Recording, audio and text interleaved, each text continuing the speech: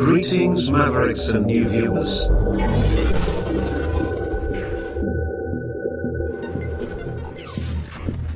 Tonight, direct and live from the Maverick News Network World Studios. This is Maverick News with Rick Walker.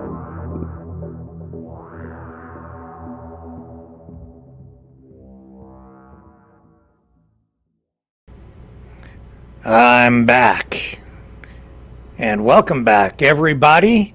Hello, Maverick family. Thanks for coming back tonight. I apologize for not being here last evening. I was not able to be here because I was needed on the home front. So the program was suspended for one evening. A rare event indeed. We don't take very many nights off around here. But I am back in the saddle, and we have much to talk about tonight. Not the least of which is this story, the controversy surrounding these proposed amendments to Alberta's Bill of Rights. We'll get into that tonight because there are concerns among many that these changes to Alberta's provincial Bill of Rights in Canada could, one, actually circumvent people's rights, diminish people's rights rather than strengthen them, as the government, the Premier, has promised, possibly. And it might also set a template, a precedent, a trend that could spread potentially across the country. And we'll explain why some people are having these concerns and what they're doing about it. Also tonight, why the Trump 2.0 administration, presidency, is likely to be different than the first one, and why he won, and why Kamala lost. We'll take a look at that. Also, what else do we have for you this evening? Those are the two main things. Oh yeah, those monkeys. The lab monkeys, 43 of them, only one captured so far. The rest are still out having a ball. Don't go away. We have a lot to share with you tonight, including a segment of Truspiracies. News so bizarre, so incredible, you won't believe it.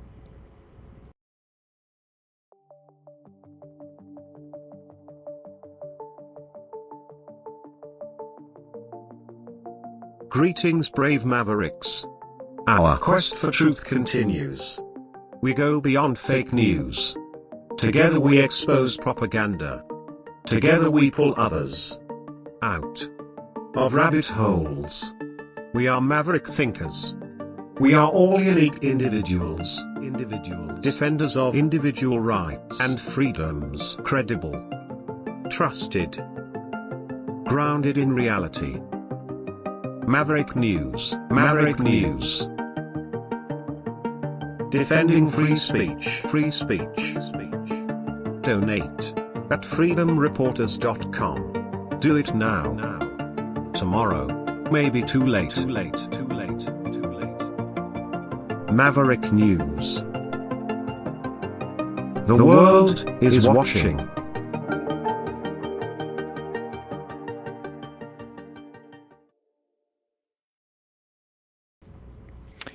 Okay, so let's start with this controversy, the concerns surrounding your rights. What happened during the pandemic was unprecedented. And in Canada, where's my Constitution? I have it around here somewhere. Regardless, I have it on my desk here. I just can't find it at the moment. The Canadian Constitution, the Charter of Rights and Freedoms. Oh, here it is right here. Canadian Constitution.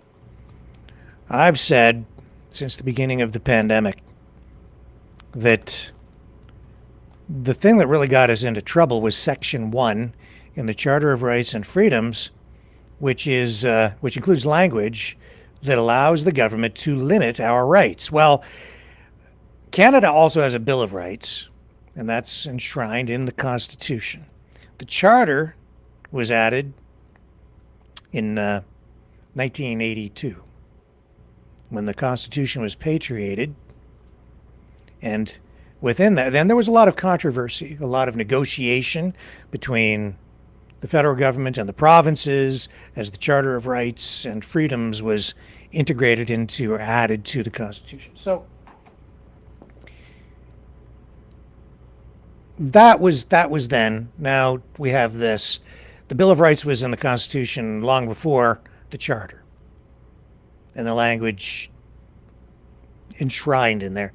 So provinces in Canada, they're supposed to be seen as equal partners with the federal government and share power, share jurisdiction, and the provinces have certain responsibilities. The federal government has its responsibilities.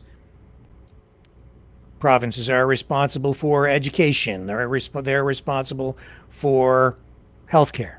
That's why you have in Ontario the Ontario Health Insurance Plan, your OHIP number. That's a provincial plan. The federal government also has health agencies, and they transfer money from the federal level to provincial governments to assist with funding various programs. So that gives them some leverage and power at the provincial level. But the point is, there is a division of power between the federal government and provincial governments in Canada. It's there a similar kind of concept in the United States and many other countries as well, between the federal government and states, but in Canada, it's the provincial government, federal, and in some provinces, in Alberta, they have their own Bill of Rights, a provincial Bill of Rights, the Alberta Bill of Rights, which was brought in 1972 by then Premier Peter Lougheed, conservative. I believe it was the first thing he did when he took power in 72. And he promised voters at the time that he was going to do that. Well, now Alberta's Premier, Danielle Smith, the new Premier of the United Conservative Party, is proposing amendments, changes to Alberta's Bill of Rights. Some people are concerned, though. She is promising that these amendments, these changes, will enhance rights, improve things for people, to further protect people's rights, especially in the wake of what happened with lockdowns and mandates and things of that nature. But what's really of real concern for people is that language being proposed for these amendments includes language that is similar to the language used in Section 1 of the Charter of Rights and Freedoms, which is the part that gives the government the ability to suspend our rights, because it directly addresses the issue of limiting rights. So we're going to have I'm going to talk to you a little bit about that tonight. And I want to begin with the Premier herself, Danielle Smith, out in Alberta, explaining what the government wants to do. She posted this on X back in October 28th. And this will sort of set the stage for what we're about to talk about this evening. In an ever-evolving world, we must be vigilant to ensure the rights and freedoms of Albertans continue to be protected. And that's why today I'm announcing the proposed amendments that, if passed, would strengthen the Alberta Bill of Rights and ensure our province remains one of the freest societies in the world. No one should be pressured into accepting any medical treatment without their full consent, including a vaccine. If passed, this amendment would protect an individual's right to refuse medical care, medical treatment, or a medical procedure unless that person lacks the capacity to make a choice or is likely to cause harm to themselves or others. In addition, we're tabling amendments to further protect freedom of speech in our province. Albertans value freedom of speech, and it's something that's already enshrined in the Alberta Bill of Rights. But our proposed amendments would expand the scope of this right to include expressive activities beyond written and spoken language. The protection of property rights is a cornerstone of living in a free society. Albertans are also people who work hard to earn a living, provide for their families, and enjoy the right to acquire property. We will strengthen those rights so no Albertan can be deprived of their property without legal authority and just compensation. And finally, as people who come from a long line of farmers and ranchers, many Albertans continue to value a way of life that includes the legal use of firearms for their livelihood, for hunting, and for sport. For too long, the federal government has unfairly targeted law-abiding firearms owners who've done nothing more than exercise their legal rights. And we've seen an escalation from Ottawa in recent years. So we're pushing back. These amendments to the Alberta Bill of Rights are not just legal changes. They are a reaffirmation of the values that make Alberta one of the freest jurisdictions on earth. So that's Alberta Premier Danielle Smith. Not every province, of course, has its own Bill of Rights. A provincial government could strengthen people's rights because they have jurisdiction to do that, the ability to do that, as Alberta did in 72. But is what Danielle Smith is her proposal actually going to strengthen rights or diminish rights? So the proposed changes to Alberta's provincial Bill of Rights have sparked significant discussion and controversy for a number of reasons, several reasons. One of the key amendments aims to reinforce the right of individuals to refuse medical treatments, as you just heard, including vaccinations. This has raised concerns about public health implications.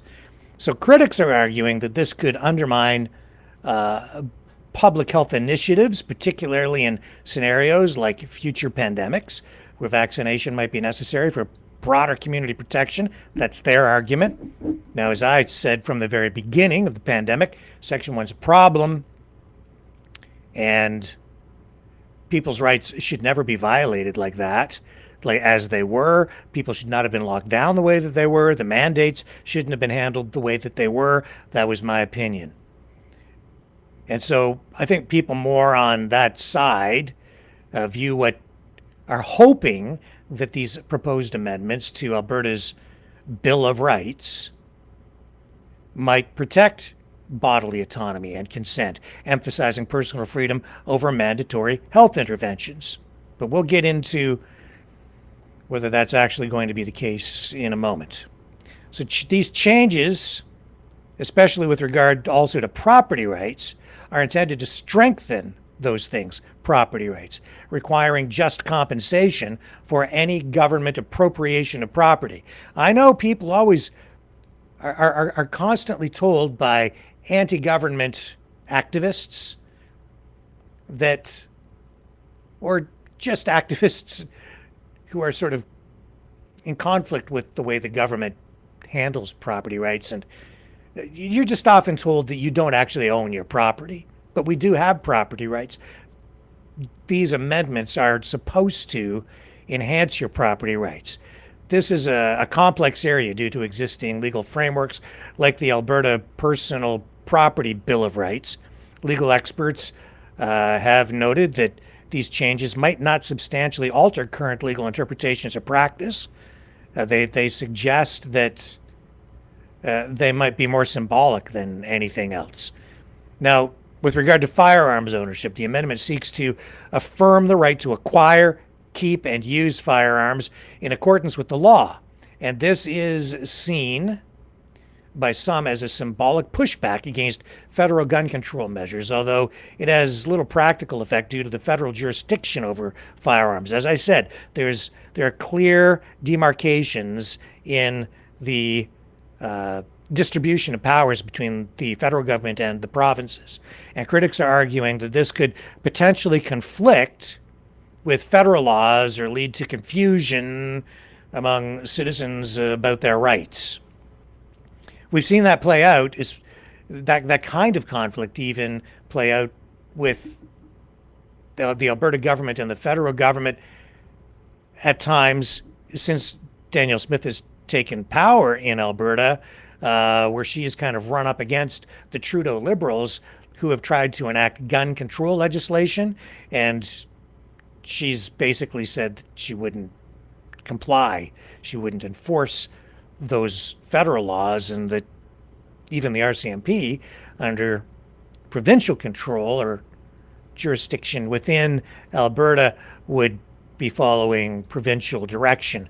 That was sort of a separate thing, but related to what we're talking about. Now, critics, including opposition leaders in Alberta, are arguing that these amendments are more about political strategy, aiming to appeal to the UCP political base rather than addressing real public concerns like healthcare, education, economic issues, blah, blah, blah.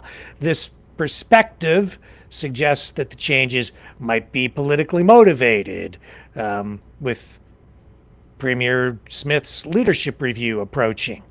There might be some truth to that. She certainly needs to appeal to her base of support, and by suggesting that she will take steps to enhance rights, that is one of the core issues that people still carry with them, especially since the pandemic. So the broad wording of some amendments, though, particularly around medical treatment, could lead to quite a number of legal challenges where individuals might seek to interpret or expand their rights in various contexts, potentially leading in some cases to a legal quagmire. Anytime you're dealing with legislation or changes on a constitutional level or even at a provincial level, dealing with an issue like rights, now you get into very, very, very complex legal territory, and that can lead to extensive litigation. It took a long time for the federal government to negotiate with the provinces just to get the Charter of Rights and Freedoms to a place where it could be approved and then integrated into the Constitution. It was a very lengthy process. It was a very hard process even to get the Constitution patriated in 1982, and Quebec never did sign on, but with the way that the formula works, there was enough support there with the other provinces that they were able to get it approved, passed, and now the Canadian Constitution is home, rightly where it belongs, in my opinion. And you'll get a wide variety of opinions on the legitimacy of the Canadian Constitution, which I think is a very legitimate thing, especially since the courts are functioning and people, our society, it backs it up every single day when we participate in society. Just by participating in society, we're reinforcing and propping up, supporting our system. It's a thing called a social contract, but that's a whole other ball of wax. Expanding the right to freedom of expression at the provincial level through these amendments to the Alberta Bill of Rights, and dealing with things like traditional speech into areas of like nonverbal forms has also been debated, with concerns about how this might play out in public spaces or even during protests, a real area of concern. So the discourse around all of these changes reflects a much broader debate that's going on right now on the balance between individual rights and collective responsibilities, the interaction between different levels of government in Canada, and how symbolic legislation might influence public perception versus actual legal practice. These proposed amendments are seen by some as reinforcing Alberta's identity as a province valuing individual freedoms, while others view them as potentially misaligned with broader Canadian legal standards or as mere political posturing. Where you stand on this issue, I think, largely depends on where you stand politically, which side of the political fence you're on. But the main concern, I would say, particularly among the conservative side, people on the freedom side, my main concern about this is the language that is similar to what is already part of the Charter of Rights and Freedoms. The Canadian Charter of Rights and Freedoms includes provisions that allow the government to limit rights under specific circumstances. Section 1. The section is known as the Reasonable Limits or Limitations Clause. It states that the rights and freedoms guaranteed in the Charter are subject, quote, only to such reasonable limits prescribed by law as can be demonstrably justified in a free and democratic society. One of the key words in there is demonstrably. But because of this, the federal government and the provinces were able to, the politicians, the bureaucrats, the people who run the machine, run the country, they were able to use Section 1 to do an end run around our rights, suspend our rights during the pandemic. So Section 1 means that if a government action infringes on a charter right, it must be shown to be reasonable and justifiable. Courts use the Oakes test to assess if a limit can be justified under this section, considering whether there's a pressing and substantial objective for the limit. If the means are rationally connected to the objective, if the law minimally impairs the right, and if there's proportionality between the effects and the objective. Now, during the pandemic, the government was really pointing to recommendations from healthcare providers or healthcare officials, experts who were advising them and saying, this should be done, this, you should be locking people down, that they were justifying, the politicians were justifying their actions based on recommendations of health experts, who then essentially were given immense power, really, over us, because the politicians were essentially saying, hey, what do you think about this situation? The experts come back with recommendations. Their recommendations become policy. And the politicians are really putting themselves in a place where they are almost bound by what the healthcare officials were saying at the time, because if they were to not follow their advice and something bad would happen, they could be held responsible for every death that's out there. It was a very strange time, and it's all fresh in our collective memories, what went down. Now, you can view how it was handled in a variety of different ways. If you're on one side of the political spectrum, you're going to view it one way. If you're on the other side, you might view it another way. And then there are some people who just think the whole thing was some conspiracy to just take our rights away, even, they thought permanently. But obviously, we're sort of getting back to a place of almost normalcy. But what happened during the pandemic was there was a demonstration there that Section 1 can be used, was used to essentially just suspend our rights. Well, now, the proposed changes to Alberta's Bill of Rights add new language similar to Section 1 and in the federal Charter of Rights and Freedoms. And if so, okay, if they're going to do that, what does that mean? It means that this new language, which is not there right now at the provincial level, could give the government the ability then to suspend rights.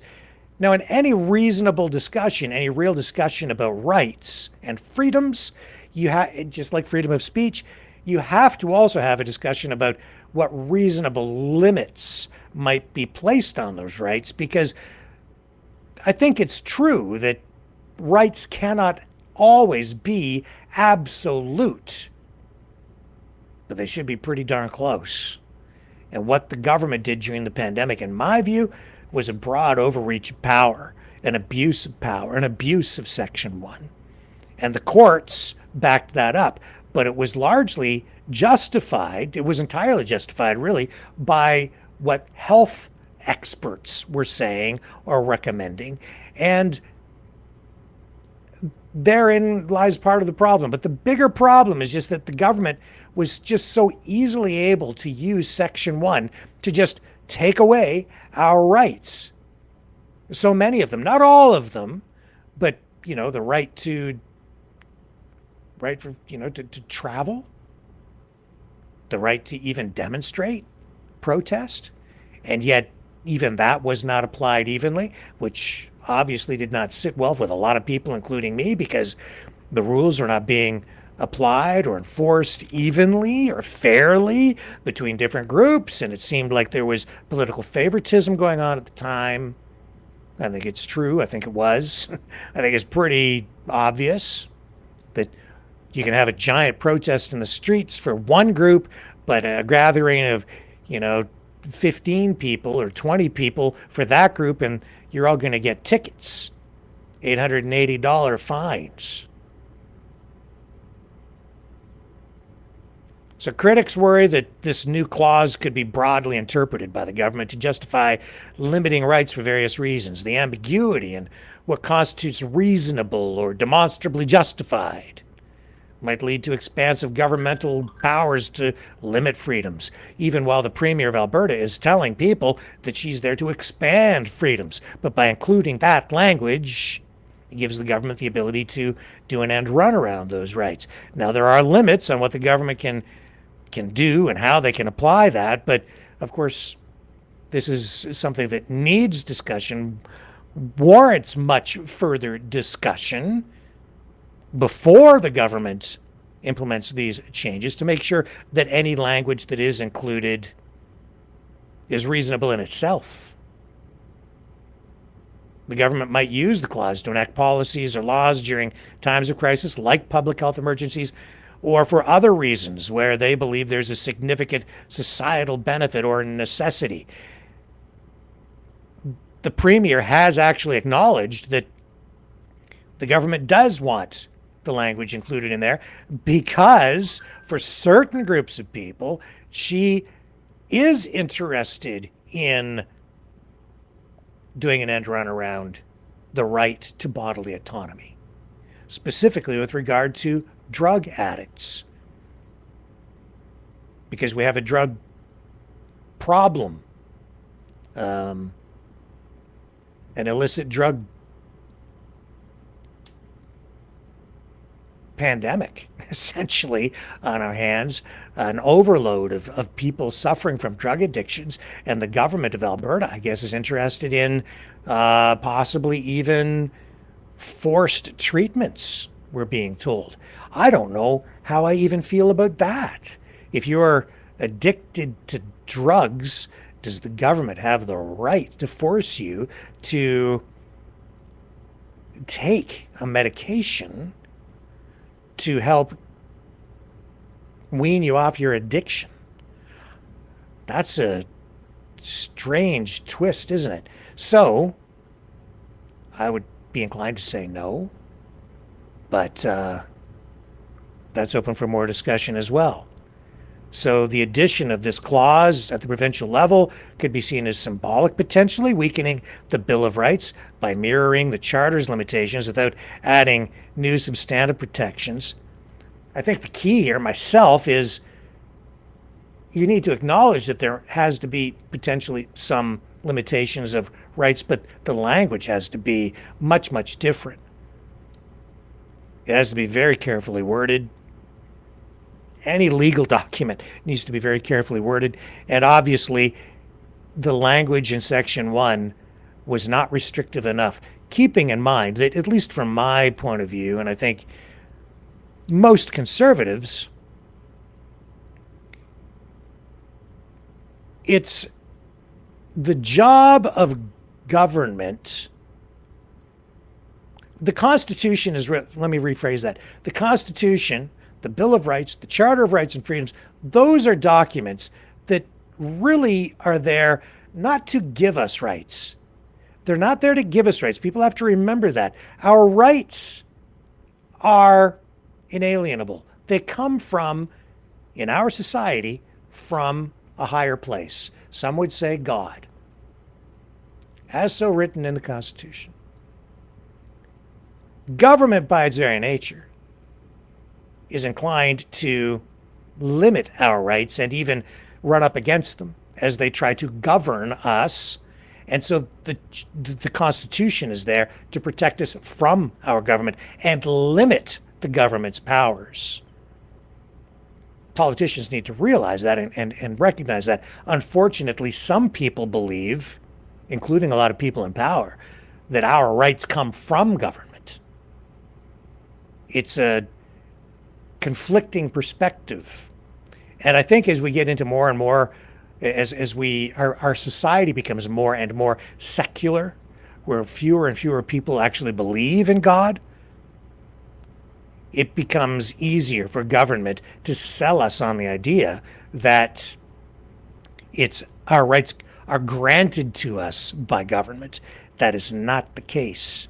But a constitution is really a document that is designed to protect us from the government. That's why the language here, even at the provincial level, which is not directly part of the federal constitution, it's still related to the Constitution, but at the provincial level, because it's being introduced by a government that shares power with the federal government. So it's vital that this is done properly, if it's done at all. And it needs to be done for the right reasons. And whatever happens with these proposed amendments to the Alberta Bill of Rights, it has to be done in a way that puts protecting our rights at the forefront. That must be paramount. Not the other way around, where the government is inserting language in order to make sure that they then have power over us. It's not in my view, the approach by government in anything like this should be that they should be viewing it through the lens of what do we need to do to make sure that we are protecting people's rights, because any limitation on rights through documents like this, the limitations of rights should really be applied in such a way that they're actually protecting the interests of the community, of our country, of our society, collectively, and at the individual level, with the individual being paramount.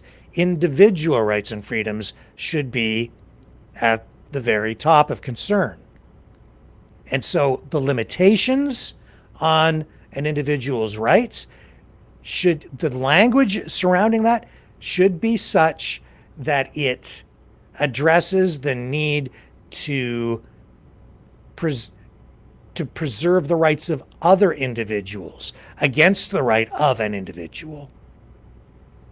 Am I making sense? It's a complex concept. Not collectivization. You need to put the rights of an individual paramount, recognizing that there are other individuals. And those individuals need to have their rights protected against my rights as well, so that it needs to be a balance. So that your rights are protected as much as my rights are protected. And any restrictions on my rights are such that those restrictions are there to make sure that your rights are protected. In my view, during the pandemic, the government got it upside down, because during the lockdowns, for instance, they made me as an individual responsible for everyone else's health. I need to be responsible for my health. This is my personal view. I should be responsible for me. If I'm well and I'm healthy, it should be my right to go out into the community and conduct my affairs as I see fit, if I am not a threat to anybody, if I'm not going to hurt anybody, if I'm not sick, I'm not spreading anything, then I'm not violating anyone else's rights. If, however, I become ill with a disease that might infect someone else and possibly even result in their death, especially if it's at that level, then I have a personal responsibility to protect other people. Or I should say the government has a responsibility to limit my right as an individual to go out as a sick person and spread the disease to other people who are then vulnerable and could die.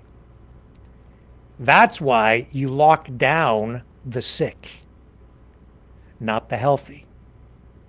Now, I understand the other argument, which was such that they didn't know who was sick.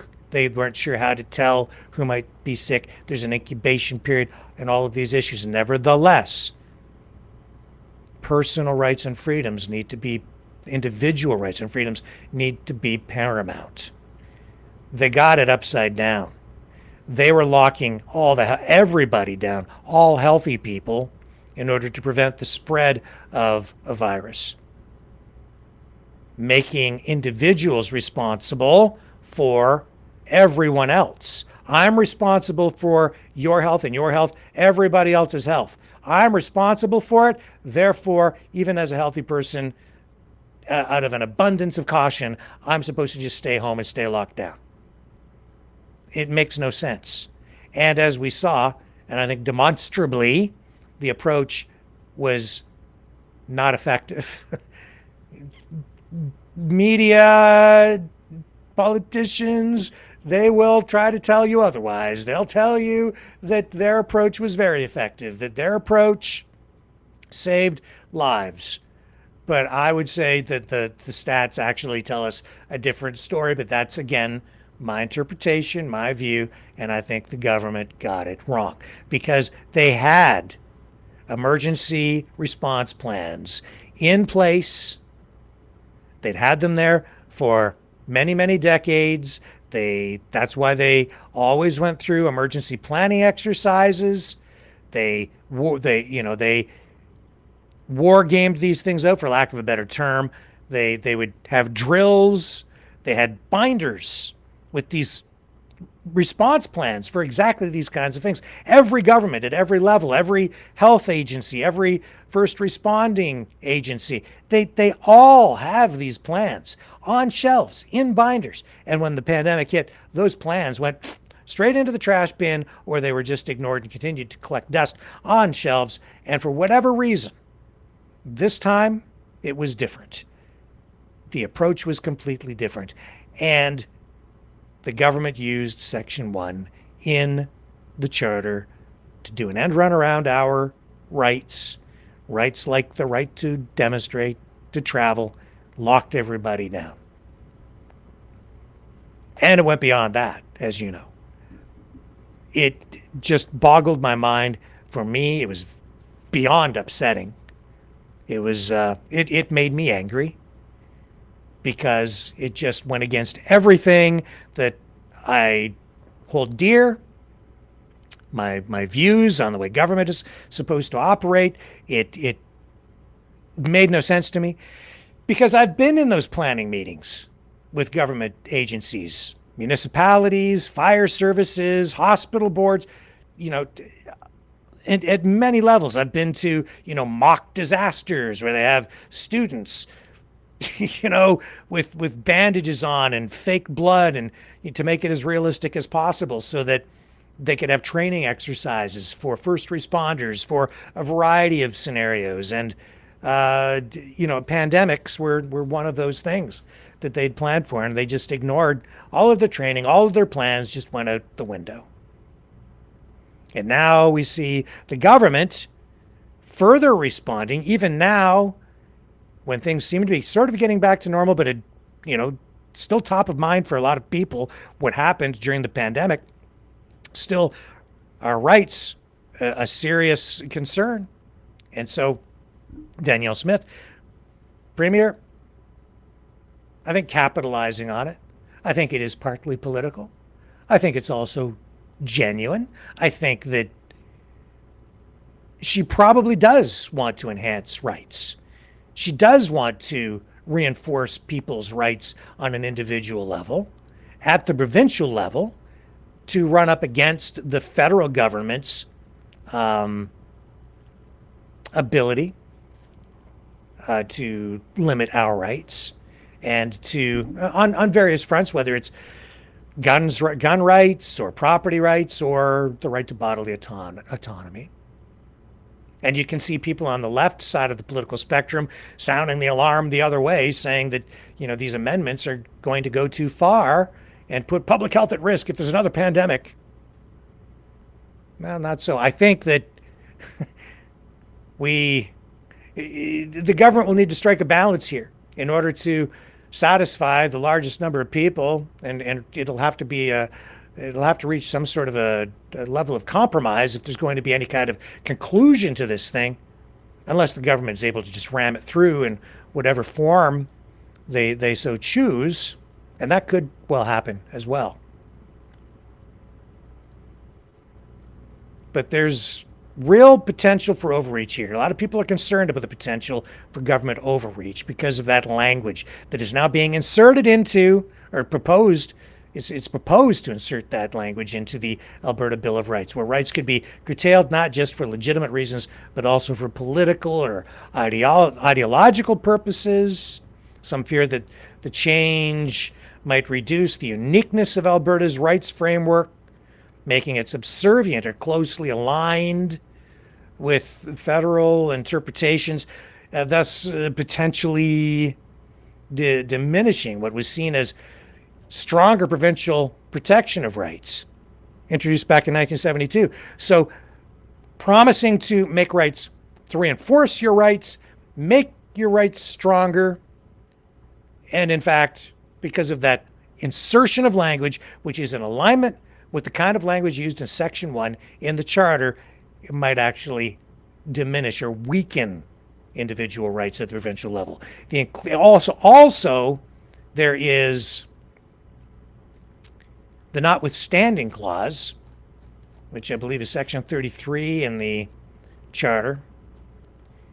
And that is a whole other area of concern. At the federal level, known as the notwithstanding clause, it allows Parliament or provincial legislatures to override certain charter rights, specifically sections 2, 7 to 15, temporarily. A law enacted with that clause is operative notwithstanding those sections of the Charter for a period not exceeding 5 years, after which it must be reenacted if the government wishes to continue the override. And that clause must be explicitly invoked, and its use is generally politically sensitive due to its implications on rights protection. And it has been used on a few occasions. Now, if they insert language like that also into the Alberta Bill of Rights, additional layers of concern right there. So, given the Supreme Court of Canada's history with Section 1 of the Charter, there's apprehension about how courts might interpret these limits at the provincial level in Alberta, potentially allowing for more government infringement than intended. And there's a concern that by adding such language, the government might be perceived as reducing the robustness of rights protections, especially if those limits are frequently invoked for contentious policies. So the government's purpose with these amendments to Alberta's Bill of Rights appears to be about creating a balance between individual rights and the collective good, providing legal tools for governance while aligning with broader Canadian legal standards, but the effectiveness and the implications of those kinds of changes remain subjects of debate. And there's going to be further discussion on this and a lot of debate. Tomorrow night, I believe there's going to be a broader discussion among, I would say, more freedom-oriented people online. We might be participating in that. I'm not sure yet. We'll see how that goes. But there will be a broader discussion about that within that community. If that happens, I'll probably be able to share it with you here on Maverick News tomorrow night. And I know that there are some people who are trying to put together a protest to draw attention to this issue, a protest that could take shape as early as Monday. And of course, it's everybody's right to protest peacefully. And I think this is a healthy discussion to have. It's a necessary discussion to have. Because even if the Premier's intentions here are pure, if indeed Danielle Smith, the Premier of Alberta, really is interested in reinforcing, enhancing, and expanding people's rights, she needs to get it right. Because if she doesn't, she might actually do more harm than good, and a lot more harm, because as much as this document does help us, and it does limit the powers of government, this Constitution, under certain circumstances, and for a limited period of time, Section 1 does allow the government to do an end run around our rights. Now, I don't agree with people who say that it makes this entire document worthless. That's not true, because there are limits even within Section 1 that mean the government can't take your rights away indefinitely. Possibly for quite a long time, but not indefinitely. And in my opinion, during the pandemic, they were taken away from us for too long. They shouldn't have been taken away in that way at all. Section 1 needs to be, if not removed from the federal Charter of Rights and Freedoms, it certainly needs to be rewritten in a way that limits government power and does more to protect our rights. And Danielle Smith, Premier of Alberta, needs to be very careful about how she and her government might implement these changes to Alberta's Bill of Rights. Because if she gets it wrong, it will do damage, possibly more damage than even she realizes. Some conspiracy-minded people might say that it's the whole plan, Rick. They want to include this language because they want to take your rights away. It's all a ruse. Maybe. Who the heck knows what the real motivation is behind any of this stuff? But I just think that it's difficult for any politician in a government to balance things with people, because you do have people on the other side who are upset as well. People on the left saying, we want more power for the government. We want stronger language to limit rights. So they're up against that as well. That being said, government politicians have to get it right. They have to do the right thing. And they didn't do the right thing, in my view, at all during the pandemic. And it's extremely important that Danielle Smith gets it right here with the UCP in Alberta, because whatever they do in Alberta with regard to this is likely to have a direct impact on other provinces. What happens in Alberta is very likely to spread right across the rest of the country by setting legal precedent and creating a template upon which other governments, other provinces will enact similar legislation. So let's have a further discussion on this. Let's explore this in a real and constructive way and send our thoughts to the government of Alberta and the federal government, Justin Trudeau. Got to get this right. You know, someone very profoundly once said many years ago that if fascism ever comes to America, it'll come in the name of liberalism.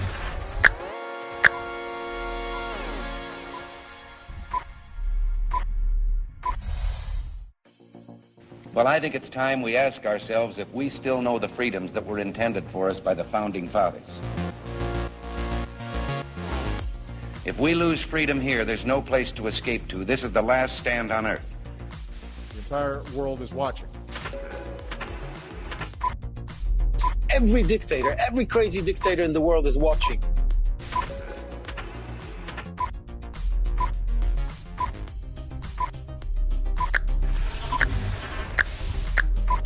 The world is watching. On TV. The entire world is watching. On social media. But the entire world is watching, and yes, they are seeing what we have apparently bravely been willing to say that others are thinking. Stand for freedom. Literally stand for freedom. Let's get this done. The entire world is watching. We're at war with the most dangerous enemy that has ever faced mankind in his long climb from the swamp to the stars. Maverick News. Maverick News. Maverick News. Let me have more control of my own destiny. The world is watching.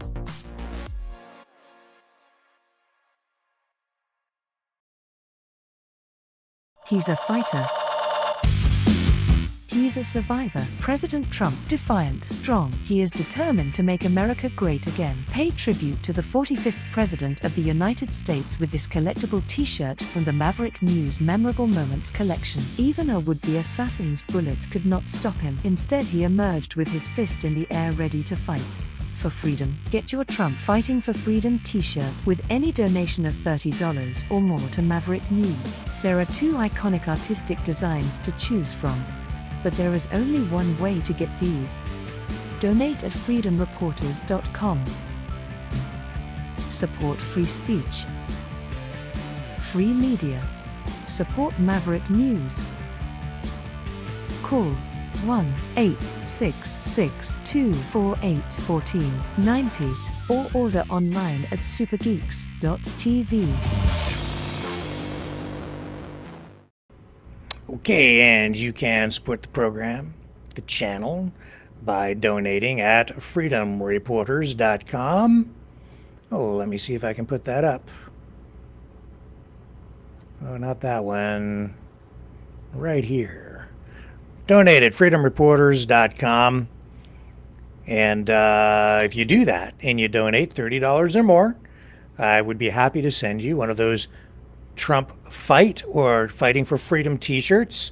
Just let me know what size you want in the comment when you donate at freedomreporters.com, and I'll send you one of those t-shirts. Or you can have a Maverick News t-shirt.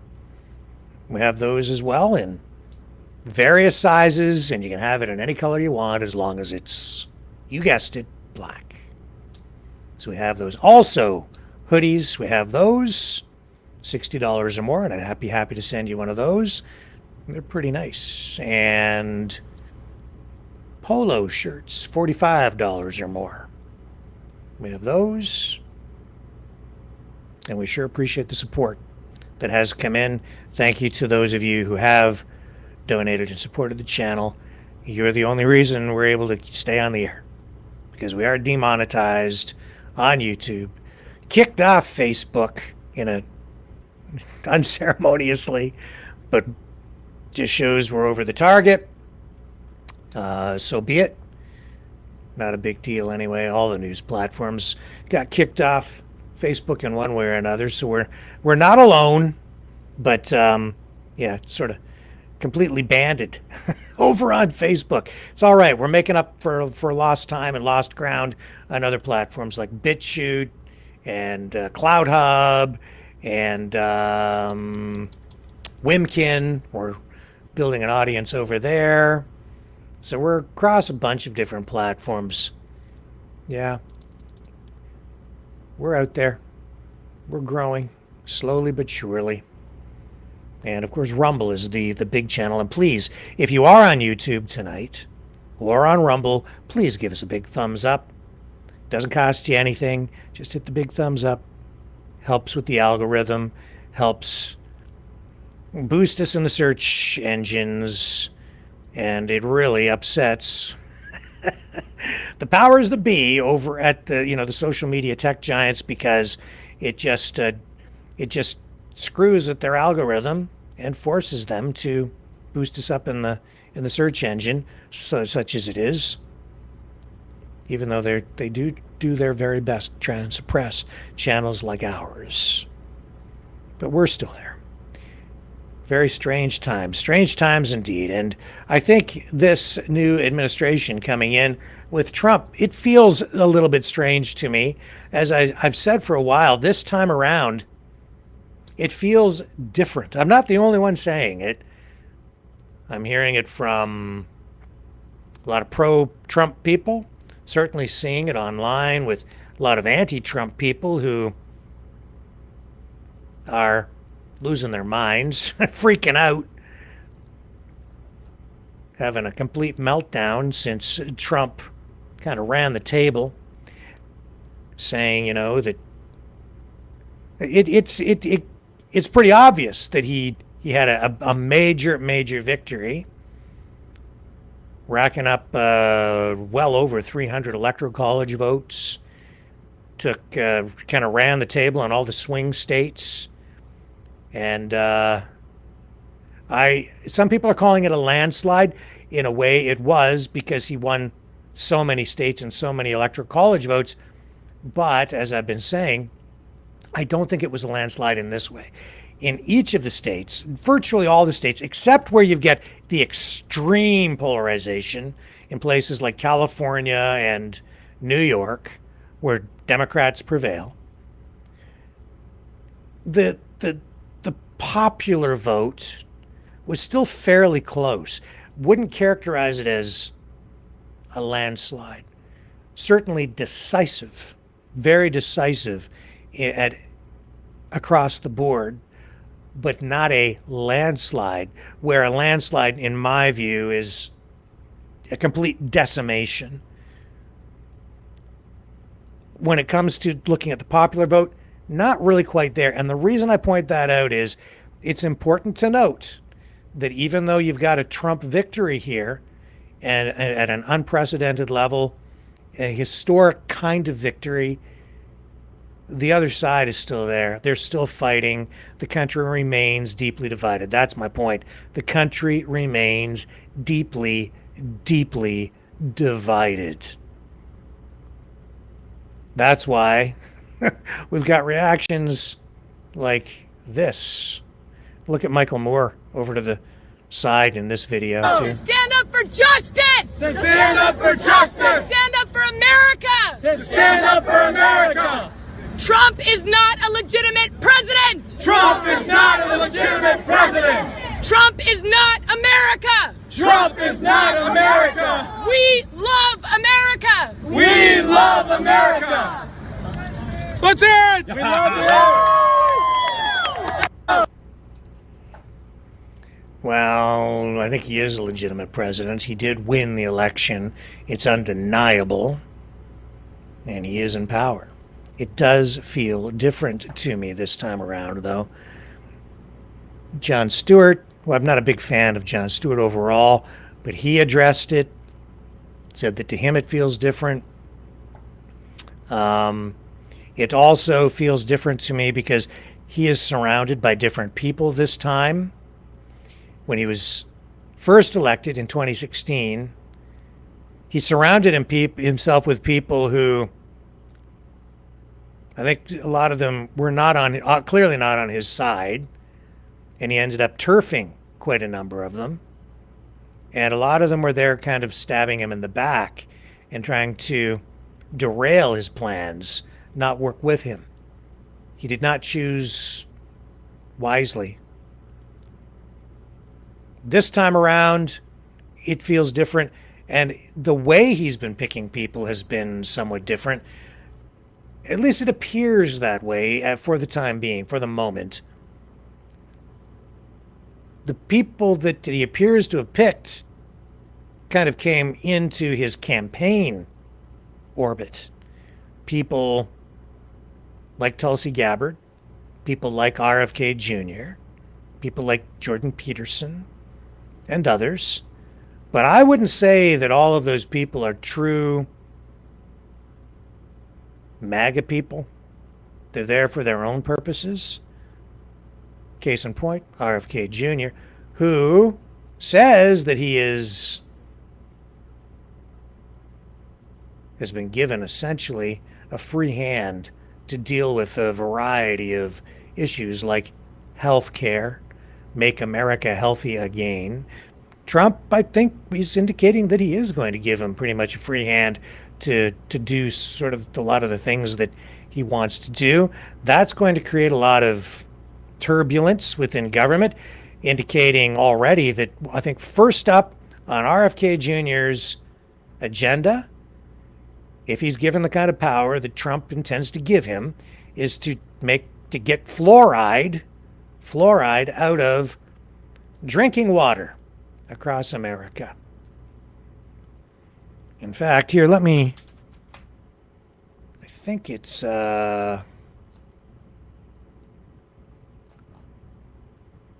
that's controversial. That is something that really was brought to, this is a debate that the public has really first had back in the 1960s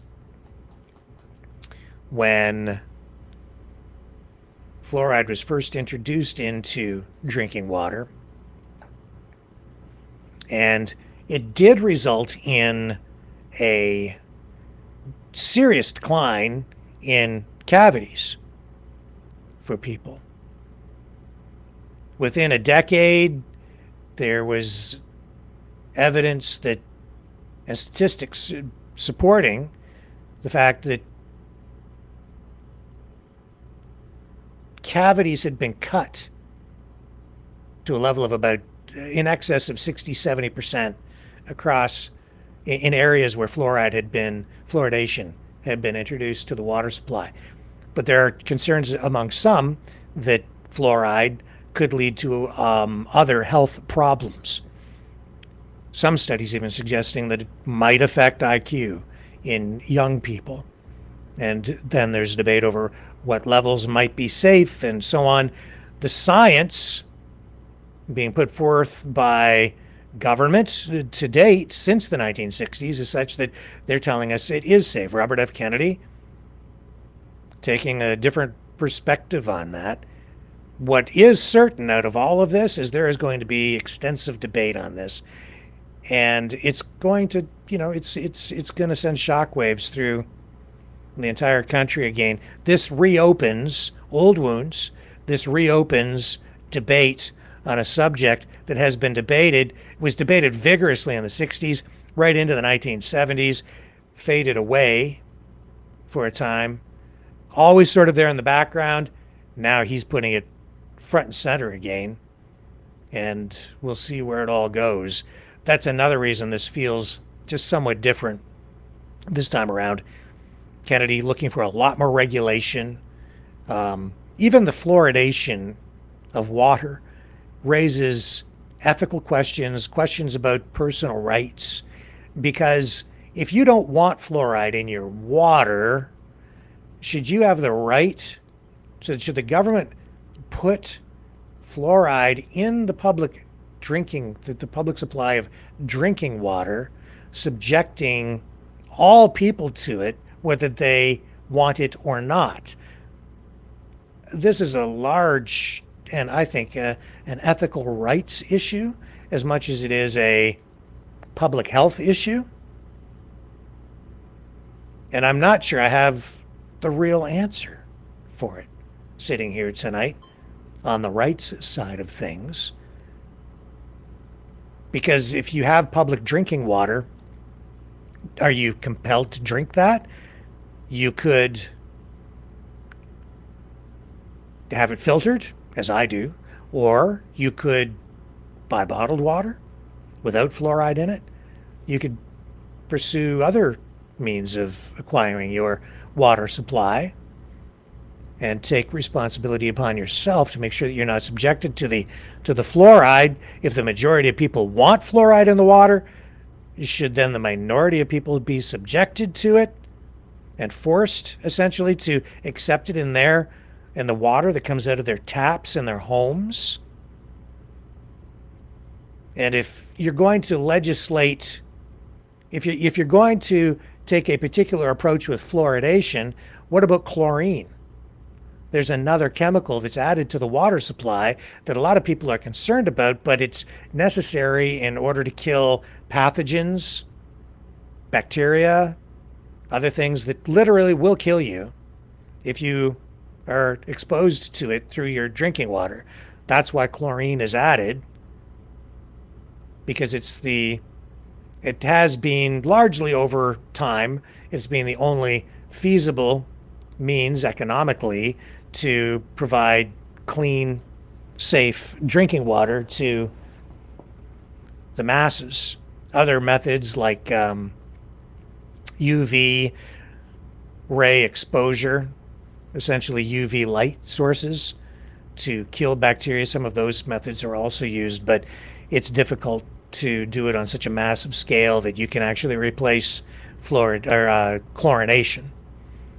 But if you're doing it with chlorine, are you then able to do it with fluoridation? And there are other health benefits as well that come with fluoride. Oral health has been directly linked to heart disease. If you have bad oral health, it's been shown that can actually lead to a higher incidence of heart disease. So there are broader implications to all of this, and it's a very complex, I would say, debate.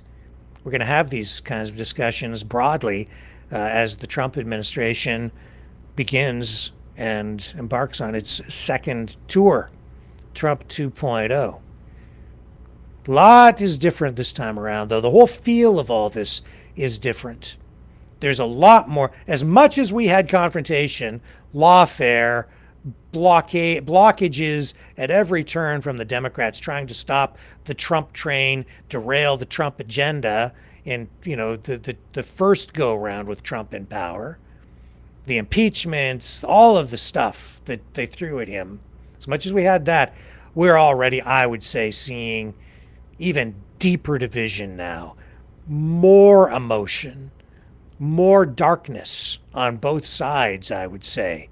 Winning, it appears, has not been enough for a lot of people on the Trump side. Because I'm hearing people say this is just the beginning.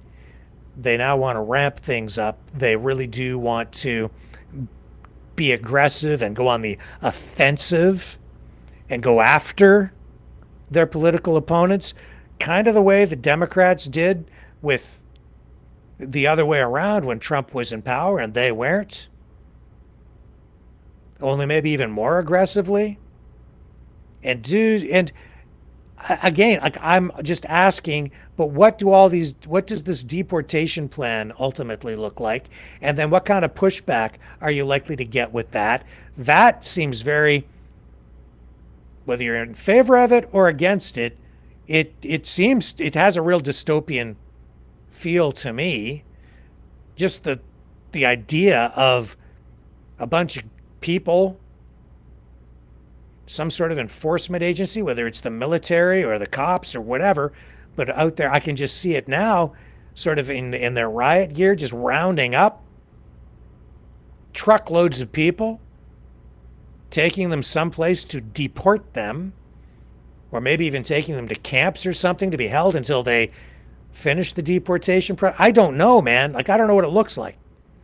But it seems dark. It doesn't seem like a bright, sunshiny day to me. None of that stuff. The thing is, does Trump really mean it? First of all, how many people will he actually end up deporting? How will they be identified? What kind of litigation will come out of all of that? I think you're looking at massive court cases. Massive number of court cases. I'm hearing as well, some people estimating anywhere from 15 to 18 million people being rounded up and shipped out of the country. And then you're seeing some people in Trump's orbit as well saying that they want to suspend birthrights for people, like national birthrights. So if you're born here, just because you're born here, it doesn't necessarily mean you get citizenship, in order to help facilitate these deportations. I don't know what that means constitutionally. If you're born here, you're an American, as I understand it. And so, or if you're born in the United States, not here in Canada, although it's very much the same here. So if you're born in the United States and you're just a youngster, do you then have the rights of an American? And if your parents are about to be deported, where does that leave you as a child? Are you then deported with them, or do the parents may choose to take the child with them, or maybe the child stays here, but with whom? This is a big problem. The Democrats, with their open borders policy, I think, sort of cracked open an egg and scrambled it up. And a lot of the Republicans, who have also supported a lot of these immigration policies quietly, any of the people involved in the governance of the country and the bureaucracy who have embraced the open borders policies, and the leniency in allowing people to come in without going through the proper procedures, they've scrambled an egg. And I don't know how you unscramble it in a way that when we're looking at this scale of things, how you do that in such a way where the optics alone are really bad. I can see it now. The media showing video constantly of people being rounded up by paramilitary or military officers and riot gear. It's just going to look really bad. It's not going to play well in the court of public opinion internationally, although some people will applaud it. I think overall it's just going to look really dark. If that's the way it goes down, maybe it won't happen that way. I have no idea. I'm just wondering, and I'm pretty worried about it, because I think that all of that will be a flashpoint. That the whole immigration deportation, the deportation thing, I think is likely to just drive the wedge even deeper in between people in our society, and the division is just going to grow even deeper.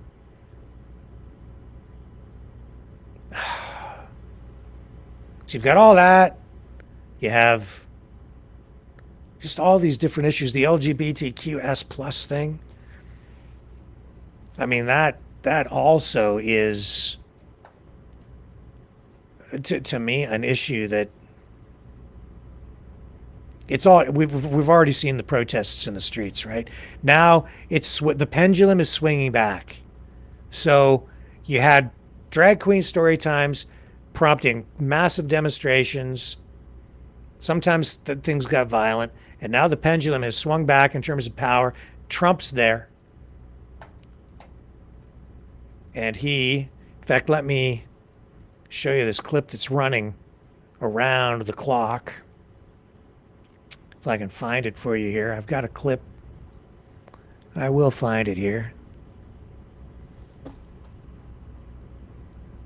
Here it is here. I've got it.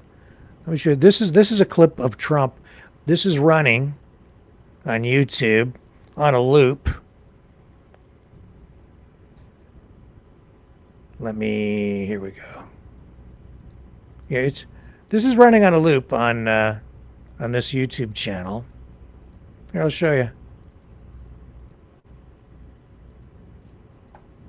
Here it is. He's talking about the LGBTQS plus issue. They were born with the wrong gender. This is just running on a loop. A concept that was never heard of in all of human history. Nobody's ever heard of this, what's happening today. It was all when the radical left invented it just a few years ago. Under my leadership, this madness will end. Thank you very much. I'll let it start to from the stop beginning. the chemical, physical, and emotional mutilation of our youth. On day one, I will revoke Joe Biden's cruel policies on so-called gender-affirming care. Ridiculous. A process that includes giving kids puberty blockers, mutating their physical appearance, and ultimately performing surgery on minor children. Can you believe this? I will sign a new executive order instructing every federal agency to cease all programs that promote the concept of sex and gender transition at any age. I will then ask Congress to permanently stop federal taxpayer dollars from being used to promote or pay for these procedures and pass a law prohibiting child sexual mutilation in all 50 states. It'll go very quickly. I will declare that any hospital or healthcare provider that participates in the chemical or physical mutilation of minor youth will no longer meet federal health and safety standards for Medicaid and Medicare and will be terminated from the program immediately. Furthermore, I will support the creation of a private right of action for victims to sue doctors who have unforgivably performed these procedures on minor children. The Department of Justice will investigate Big Pharma and the big hospital networks to determine whether they have deliberately covered up horrific long-term side effects of sex transitions in order to get rich at the expense of vulnerable patients, in this case, very vulnerable.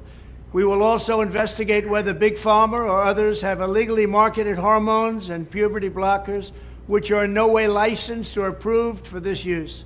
My Department of Education will inform states and school districts that if any teacher or school official suggests to a child that they could be trapped in the wrong body, they will be faced with severe consequences, including potential civil rights violations for sex discrimination and the elimination of federal funding. As part of our new credentialing body for teachers, we will promote positive education about the nuclear family, the roles of mothers and fathers, and celebrating rather than erasing the things that make men and women different and unique.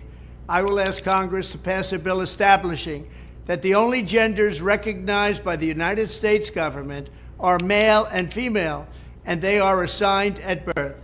The bill will also make clear that Title IX prohibits men from participating in women's sports, and we will protect the rights of parents from being forced to allow their minor child to assume a gender which is new and an identity without the parents' consent.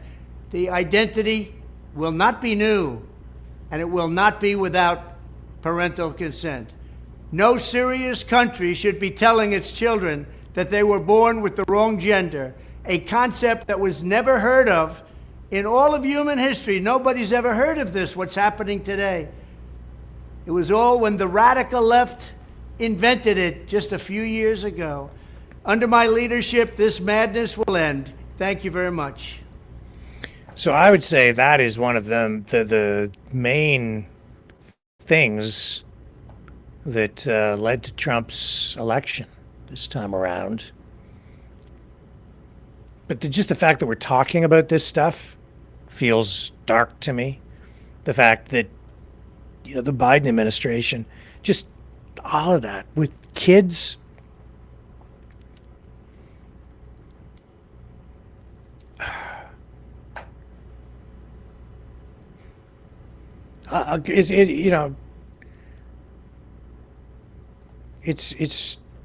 He's going to introduce this bill, but now you're going to have to debate that.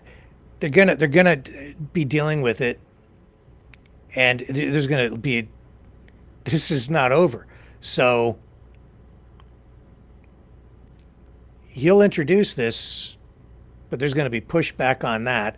So just and it's such a heart-wrenching, dark subject to begin with. The fact that we're even dealing with it, to me, just it sort of blows my mind. But anyway, this is not, as much as he's in power, it's still going to be an uphill battle on that front, on many fronts. And that's also why you're seeing, I think, some people, quite a number of people on the Trump side saying, you know, they want to go on the offensive. And they want to go after the other side. I'm worried about that because the other side's also saying now that they want to take radical action.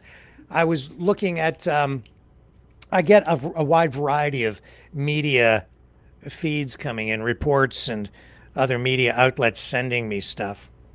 I subscribe to to a broad range of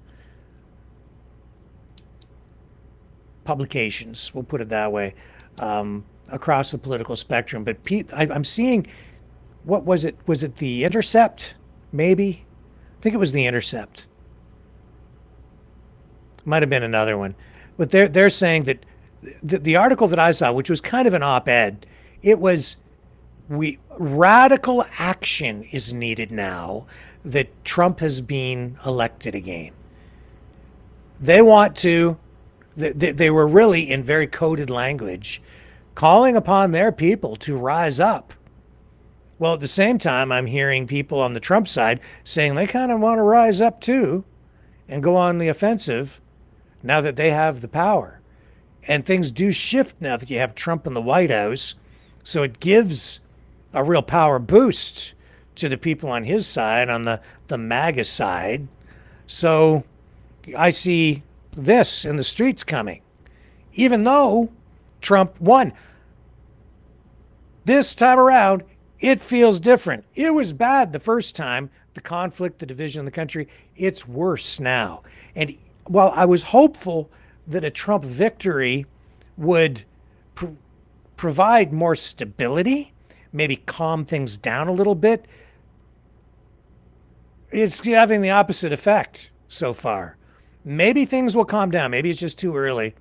But people on the Trump side, I think, so frustrated, so jacked up they've been for so long that now that they actually have the win, they're emboldened. I think largely emboldened, and want to go and now they want, for lack of a better word, revenge, I think, on these Dems.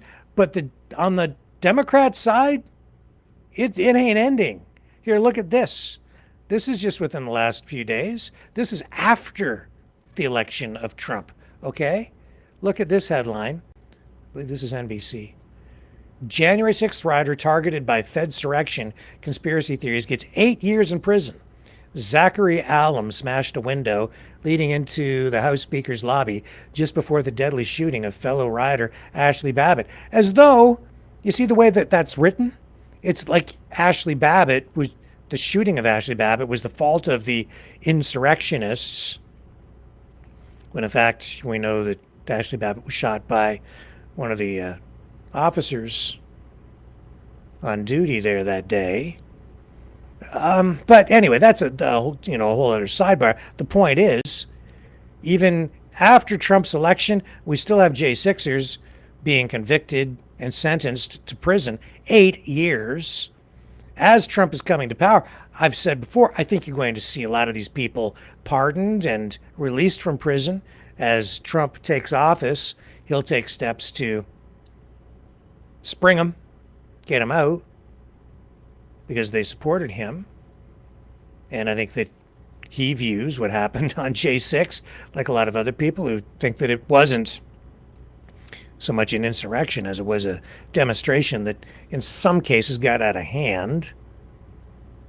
I think that's probably a better characterization, where some people went over the top. Yeah, some people broke the law. They did some violent things, committed some acts of vandalism. But in comparison to what we've seen on the other side of the political spectrum, I don't think it was, largely, I don't even think it was as bad as what we've seen from people on the other side. So the scales of justice not balancing out here, in my view, and the application of the law also not really balancing out. But they're still going after the J6ers, even now. But I think they know that Trump is just going to, now he'll take steps to help those J6ers out. I think that's coming, and probably not long after he takes office, in my opinion. The other reason this is going to be different this time around is this is Trump's second and last term.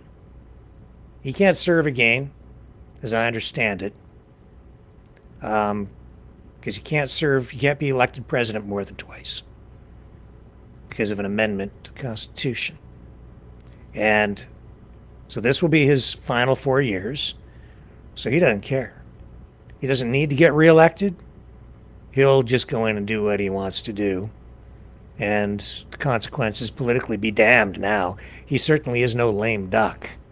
On the contrary, he's empowered. He has a mandate on a massive scale, and he's going to do what he's going to do. Some people wondering, though, could he still end up in jail? And that just shows further the deep divide that remains out there. This I just came across on Quora today. And there's the question, could Trump still be sentenced to jail for his 34 felonies after November 5th? And the answer here, according to this post, is yes. He will be sentenced on November 26th. If given jail time, he will go to jail, even if he wins the election. Now, this is old, okay, this post, but the Secret Service has been in discussions with prison officials for months, figuring out how this would work. But now, all that being said, we have seen indications that steps are being taken to drop most, if not all, the charges against Trump, because now that he's going to be president, he can just do a lot to excuse himself, let's say. So I think that, yeah, in November he might have he potentially could have gone to jail before he's sworn in, but after he could be president in jail. This is a lost cause at this point. But it certainly still feels different, and they're not giving up on either side. So a lot of friction, a lot of there's just a lot. It's terrible. I have to say I don't like it. I don't like the political mood out there. I don't like the conflict. I don't like the fighting. I don't like the constant clashes. And I have to say, it's wearing me down. I'm tired. I'm suffering from political fatigue, as I think a lot of people are. There is, I think, some emotional euphoria on one side and a sense of utter despair and darkness on the other, if you're not happy about Trump's victory. But and so you've got an emotional divide there as well. And so there's been an adrenaline rush that has come with the election of Trump. But I think overall people they're going to crash emotionally and just out of sheer political fatigue collapse in a heap of they're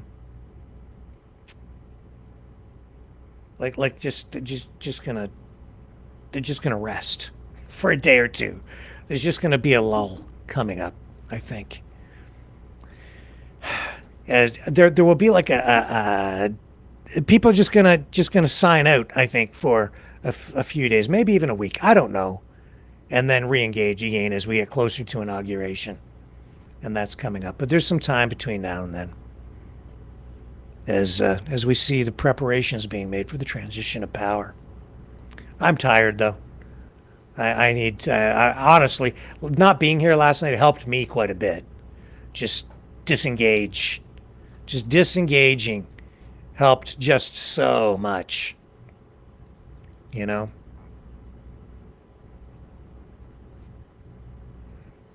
One voice of reason, I would say, that has been out there that came from a guy who has sort of been on the left but drifted over closer to the MAGA camp over the course of time, is Bill Maher. And I think that, you know, his comments during this monologue following the election, they resonate with me. And I think they accurately portray the mood of the nation. More so, and I think what he does here is he points out that the Democrats did not have their finger on the pulse of the nation. They completely miscalculated. You know what? We're going to hear about both tonight on the panel and throughout the whole show, the winners, the losers. My message to the losers, look in the mirror. No? Well, maybe you should. Sorry. Well, that's my feeling. Losers look in the mirror, okay? You know, yeah. I mean, for months, Democrats have been saying, how is this even close? And they're right, it wasn't. Point taken. And so, why did Trump win? Why did the Democrats lose? I think because there's been polarization and extremism. So I just think that with the woke agenda that has been out there, they just took it way too far. And so you took even moderate people, or people in the middle, if you want, and they pushed them into the Trump camp. Especially people like, I don't know, say moms with young sons who don't like what the left-wing progressive woke agenda is doing to their sons, the positions that it is putting their sons in that environment. They don't like the way that, and maybe you know, some people may disagree with me, but I think that young men today have been left in a place where they are having a trouble finding their place. They're being, in some respects, I think, marginalized, pushed to the back. And now you've got Trump now saying, you know, any school district or organization that tells school or whatever, tells a young person that they're trapped in the wrong body, they're going to be held accountable for that on some level, in particular with regard to things like funding and possibly even other actions. How much of this does he really mean? I think this time he really, really means it. All of these things, I think it's all coming.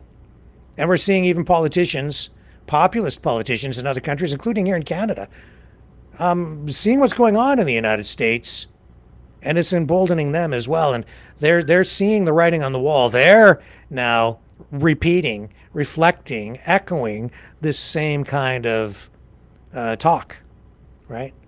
On things like immigration, deportations.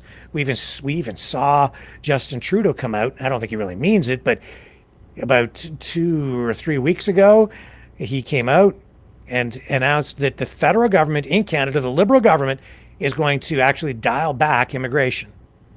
When was the last time you heard Trudeau talking about reducing immigration? That's what he said, and that amounts to a reduction of about 100,000 per year, with the annual target or cap being supposed to be about 500,000. But what does this really mean? I don't know. Even though the cap, it was supposed to be at 500,000 a year, we've seen in some cases the actual number of people coming into the country far exceeding that, approaching even 1 million newcomers to Canada. And to me, the issue is not so much, it's not about anything more than simply the numbers. Too much, too fast, system can't handle it, not enough housing, healthcare system overwhelmed, social services overwhelmed, some provincial jurisdictions can't handle the influx, and everything is strained to the point where it's beginning to crack. Trudeau, I don't think he announced these reductions in immigration at all because he really is concerned about being able to support people who are coming into the country as newcomers and make sure that also the public services afforded to the existing population of citizens remain intact and stable. I think he was just doing it because it's like political window dressing. He knew even in advance of this electoral outcome in the United States that people are not happy with what's going on with immigration, and you're seeing the unrest in the streets. And so he's trying to get out in front of this issue before the next election so he can say, oh, but we're actually reducing immigration ourselves. We're taking it upon ourselves to balance things out, and we weren't quite getting the balance right, but we understand it now, and we've taken corrective measures. And so he can just try to diffuse that whole issue whenever the next election might actually happen. But I don't think I think it's disingenuous based on his past performance. And we'll see what happens. But yeah, and even just to dial it back by 100,000, it's not going to make that much of a difference in Canada. And because they were far exceeding the cap to begin with, to dial it back by 100,000, to say that they're going to reduce from 500,000 to say 400,000, they'll still be up well over 500,000 because they always exceed. They've always been exceeding the total number of people coming into the country vis-a-vis their cap. So we'll see what happens. I'm not optimistic. Okay, so, and again for me, not about skin color, not about the religion, not about any of those things in terms of, I'm just basing my views on, well, I shouldn't, for me, it's about the politics who we're letting into the country, whether people are, whether they're inclined to come into the country and love it, or if they're here to undermine it, whether they have a criminal record, if they're terrorists, are they a threat to other people in any way? If so, then you shouldn't be letting those kinds of people into our country because they're making things unsafe or unstable. So no, I would say no to people like that, but that's based on threat assessment more than anything else. Not for me, it's not so much about, it's not really anything to do with religion, creed, skin color, any of that. It's about, you going to come in here and do constructive good things? Are you here to become a Canadian citizen? If so, come on in. Those are the issues for me. Simple as that. That's how you build a strong country. But these are broader discussions still to be had. And I am going to take a quick break. And then when we come back on the other side, JFK's secret gay lover. Yeah, stay tuned. That coming up on this coming up installment of Truspiracies. News so bizarre, it's unbelievable. He's a fighter. He's a survivor. President Trump, defiant, strong. He is determined to make America great again. Pay tribute to the 45th President of the United States with this collectible t-shirt from the Maverick News Memorable Moments collection. Even a would-be assassin's bullet could not stop him. Instead, he emerged with his fist in the air ready to fight. For freedom. Get your Trump Fighting for Freedom t-shirt with any donation of $30 or more to Maverick News. There are 2 iconic artistic designs to choose from. But there is only one way to get these. Donate at freedomreporters.com. Support free speech. Free media. Support Maverick News. Call 1-866-248-1490 or order online at supergeeks.tv. Okay, are you ready? Do you want to find out about John F. Kennedy's secret gay lover? Or how about celebrities who used fake body parts to do nude scenes? Oh, I've got it. I've got all that and more right now on this installment of Truspiracies.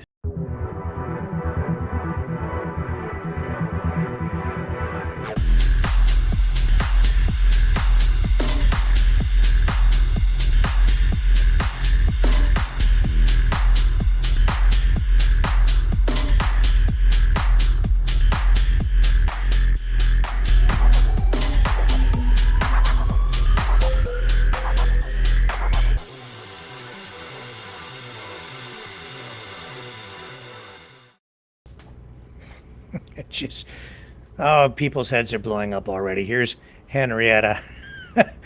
Rick to air propaganda about JFK.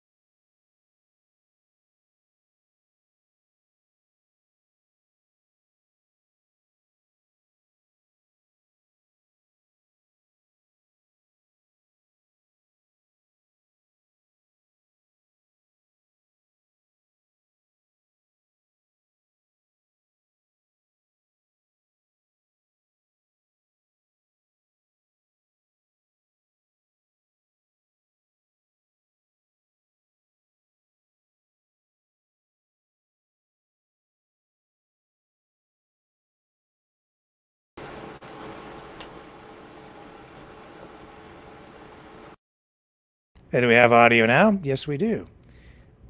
Why does it do that? How long has it been on like that? Since 9:10. Since... How long have I been muted? No audio, no audio, no audio. All the way back. How far back? I'm really sorry, folks. No wonder someone was trying to call me. I have no idea. It just happens sometimes.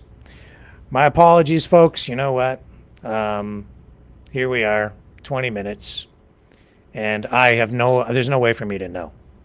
People can call me, but how am I supposed to pick up the phone while I'm trying to talk and I don't know who's calling? No idea. And so I just didn't know. My apologies. And it just sometimes just disconnects. Wish I had some other way of knowing, but I just don't.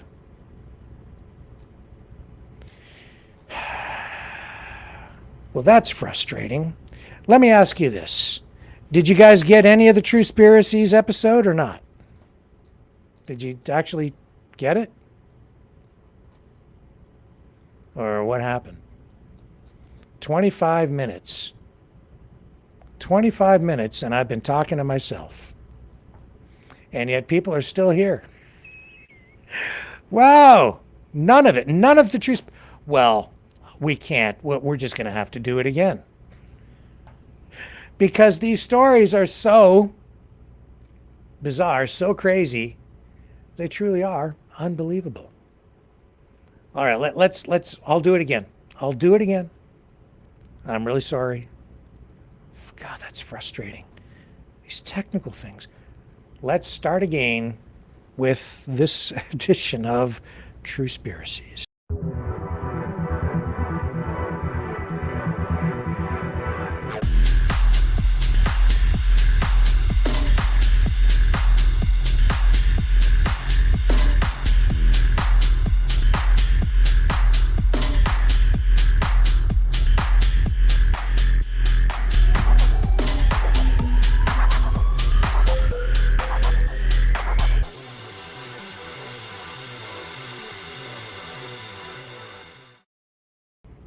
Okay, first time around was a trial run. I was just rehearsing. Okay, let's start with this story, shall we? In this episode of Truspiracies, we are talking about, and I do have audio, I can see it. Okay, so, the suicide pod. I can't believe we're actually talking about this. It's a real thing. But there was a twist on this. So these suicide pods, very controversial to say the least. And the first person who died in one of these Sarco suicide pods, happened back in September in Switzerland in a secluded forested area. And I guess the way these things are supposed to work is the person climbs inside, and controversial because it's a form of assisted death, and they fill this chamber with nitrogen gas. But here's the bizarre twist on this. Charges have now been laid. People have been arrested because the first person to use this has now been found by a forensics expert through an autopsy as having strangulation marks on their neck. What appear to be strangulation marks. So, that took a very dark and twisted turn, didn't it? And now here's this story from the future, because I went into the future and picked up this copy of the National Examiner, and I can prove it because it is dated November 11th, right there. 2 days from now. So this is future news today, from 2 days hence, and that's how we get the leg up on Alex Jones, who only has tomorrow's news today. This is news from 2 days from now today, from the National Examiner, which means we actually have this story before the National Examiner does. Which means we have this exclusive before them on JFK's secret gay lover. When I saw this, I knew we had to talk about it on a new edition of Truspiracies. And here's the story. It's about John F. Kennedy and Lem Billings. This dates way back, before he became the dashing, womanizing 35th President of the United States. John F. Kennedy, it says here, was just a boy, an impressionable, awkward teenager at an elite boarding school in Connecticut. And it was there that he met Kirk Lemoyne Lem Billings and began a friendship that would shape the rest of his life, even though it would be a connection that carried immense risks, especially for JFK. So that's a bombshell revelation made by Camelot Clan biographer Jerry Oppenheimer, who made this stunning discovery while grilling insiders for his book, RFK Jr., Robert F. Kennedy Jr., and the Dark Side of the Dream. It says here that Lem fell deeply in love with Jack in 1933 and loved him through JFK's meteoric political rise, through his marriage to Jackie Bouvier, and until November 11th, 1963, the day he was assassinated. And although society would have deemed their relationship unacceptable, Jack never turned his back on Lem, who was devoted to him to the end. I can't believe they're actually doing a story about this. And here's a picture of him, of JFK, not RFK, not RFK Jr. This is John F. Kennedy, right here in 1933. You can see him there with Lem, dancing or doing something, I don't know. Anyway, this guy claims that John F. Kennedy had this long-time relationship with this Lem Billings, and it says that, what was it here? They had an evolving friendship that took them into the 1940s that included, and this is just a claim, it's not me, it's right here. It says Lawrence J. Quirk, who wrote the book The Kennedys in Hollywood, claims that Billings told him in the 1940s that the evolving friendship included, quote, oral sex with Jack always on the receiving end. And that way, it says here, JFK wasn't actually gay. News so bizarre, so incredible, it's unbelievable. And then in 1937, it says here, they took a 3-month trip through Europe together. Cementing their bond. Lem's diary, full of postcards and photos from that summer, is preserved in the Kennedy Library, a quiet testament to the joy and freedom they found in each other's company. In one photograph, they're laughing in front of the Leaning Tower of Pisa, arms wrapped around each other, two young men on the cusp of World War II, yet unaware of how their lives would change in the years to come. True or a conspiracy? It's so bizarre, so incredible. It's unbelievable. Wow.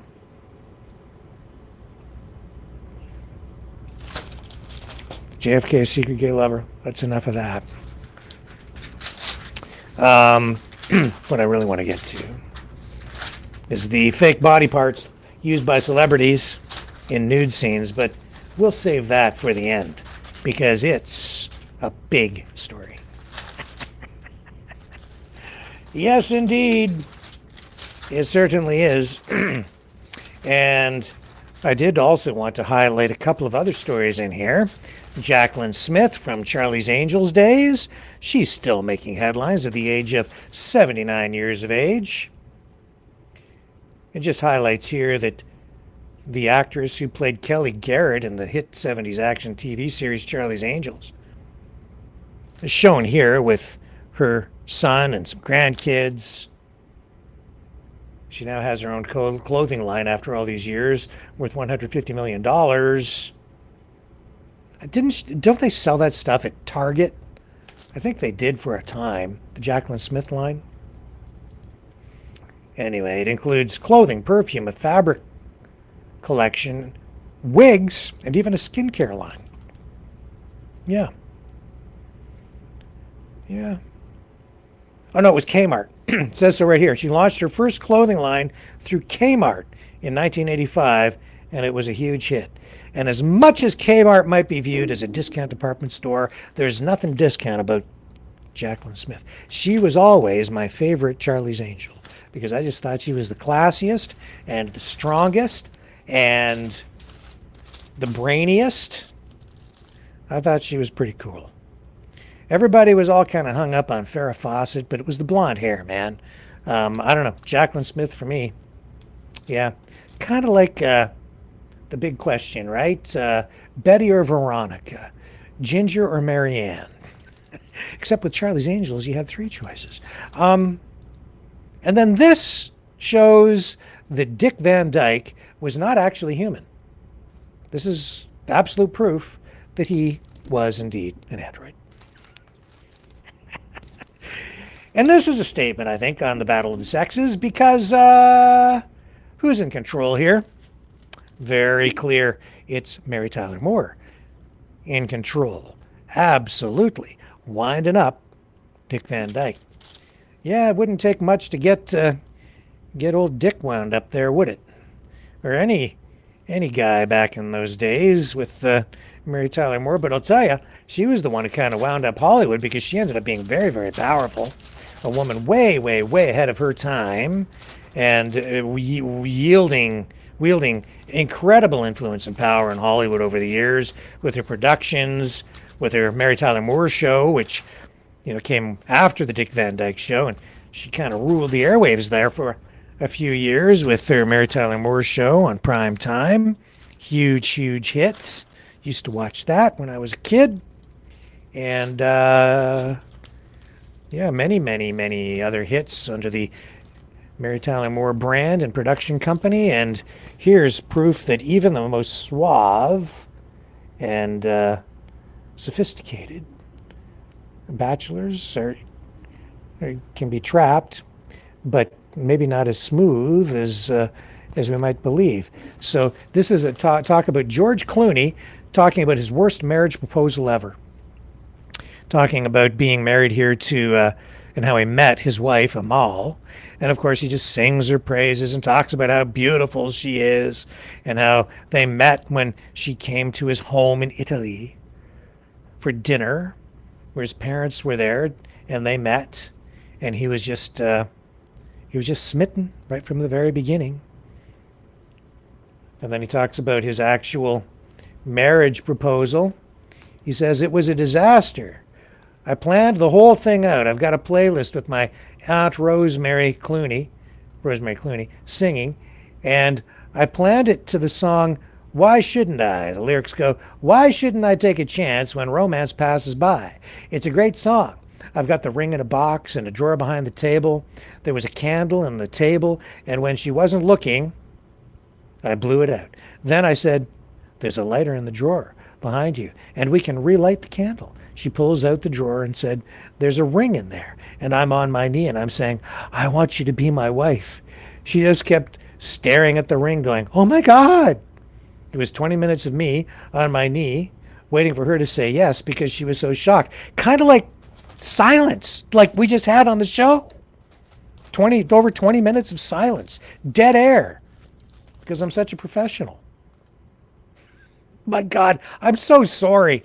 Anyway, Amal finally said, oh yes, the twosome recently celebrated their 10th wedding anniversary by taking a romantic trip together. He says, I'm the happiest I've ever been in my life, adds George, and she's changed everything in terms of what I thought my future was going to be. We lead a very, very happy life. Well, it just goes to show you that even Batman is not as smooth as we might think. He's just not quite as cool as people think. But I'll tell you this, from the way this is written, I think he did okay. Sounds to me like he probably did it right. And I think she appreciated it. Sounds very gentlemanly, actually. Now let's get to our big story of the night, the really, really big one, fake body parts used by celebrities in nude scenes. We've heard about fake news, but what about stars who fake it? Yeah. What are we talking about when we're talking about it? Well, it depends. We could be talking about boobs, butts, or, manhood.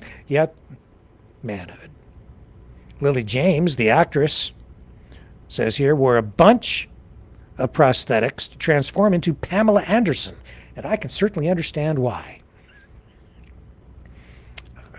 Absolutely necessary in order to get the right proportions.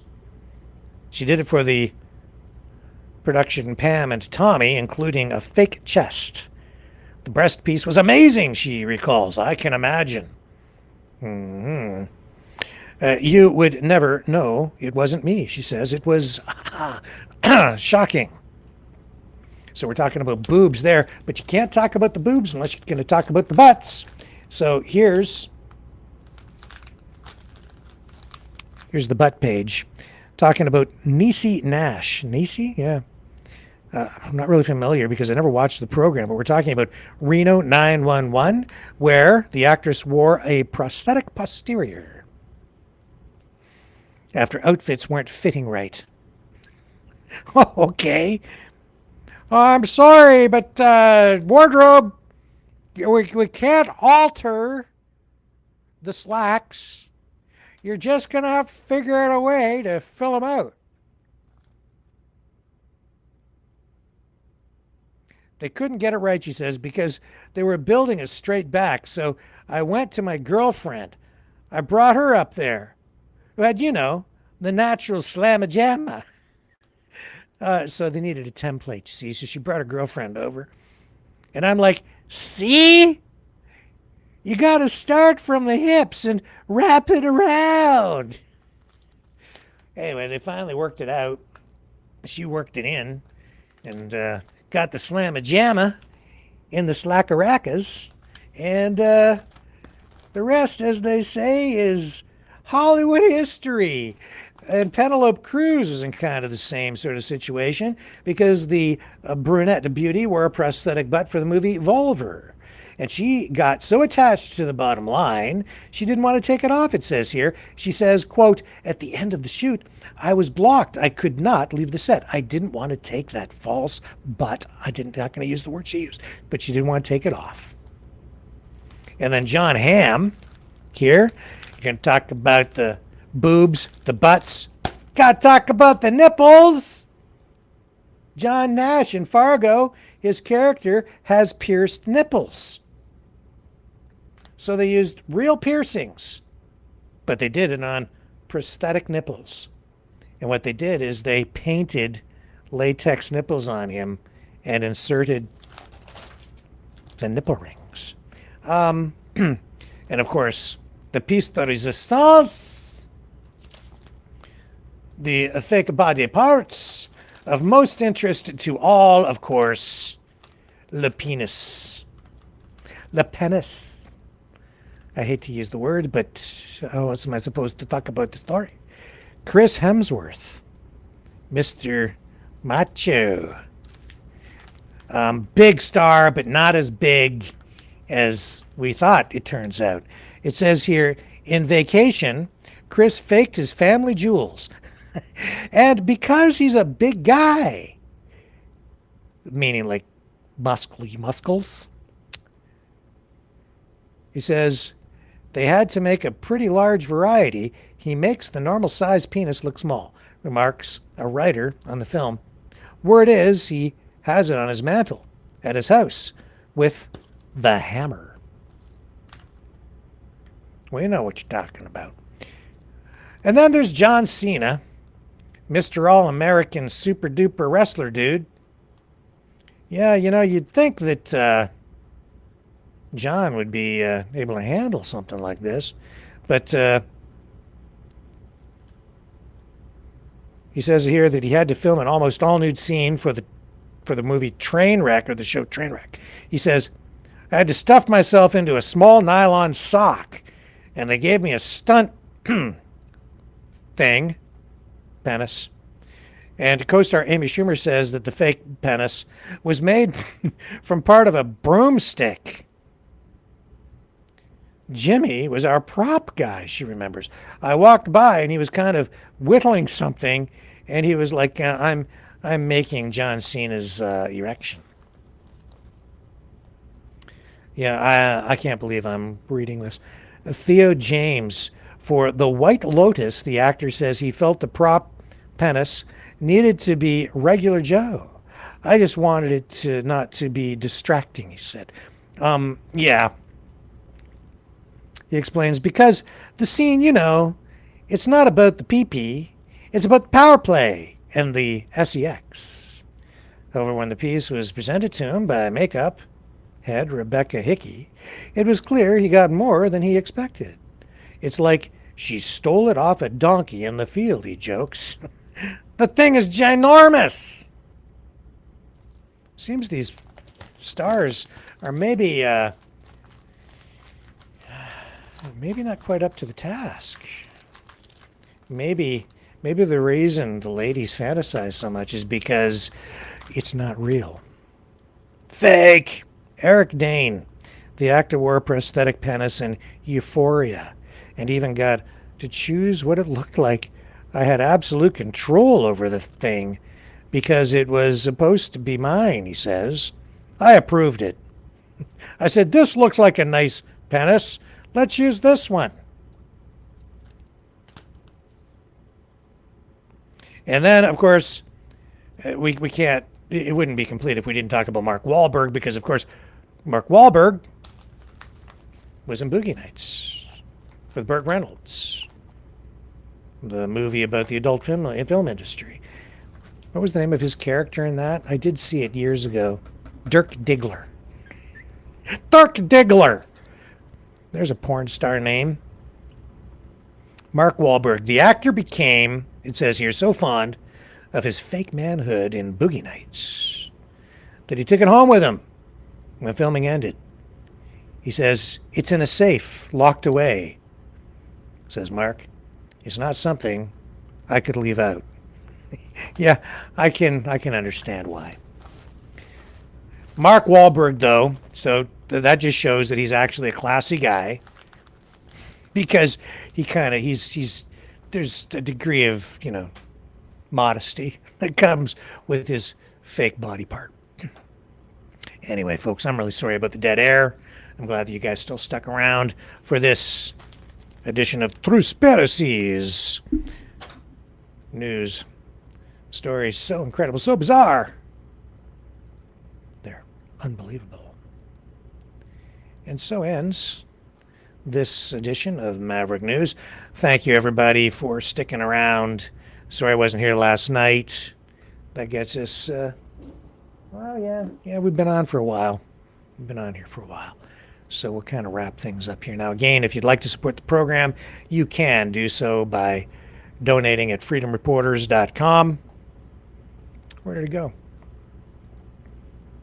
There it is right there. freedomreporters.com. And I will send out T-shirts with donations of $30 or more. And also, oh yeah, if you donate $10 or more, I'll still send you the full Free Dog album. That 10-song collection of songs about freedom by Maverick and the News Brothers. I produced them here in the studio with a variety of digital tools, some actual guitar playing. I wrote all the lyrics. There is some actual musicianship that went into it, and there's some artificial intelligence that was used as well. And the result, I think, is engaging, entertaining, and I hope inspirational. Trying to put some positivity out there and remind people that our freedom, our country, it's actually worth fighting for, not against. And with that, I will leave you tonight with the song that is my favorite from the entire album, Free Dog. See you tomorrow night, 7 p.m. Eastern, on the flip side.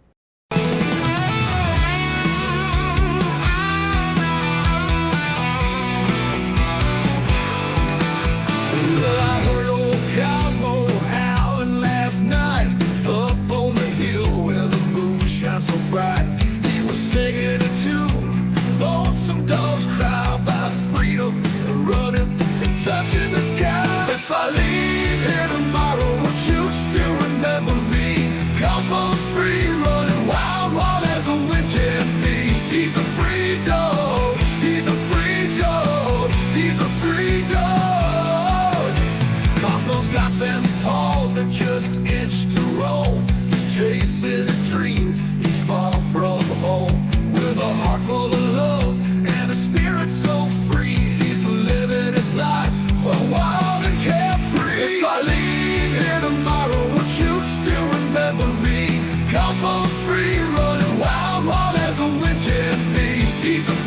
dog. He's a free dog. He's a free dog.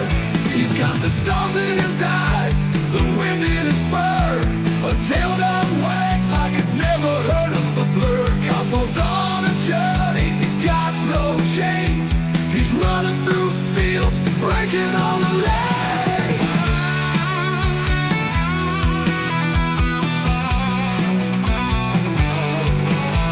Now the night's getting cold and the sky's turning gray.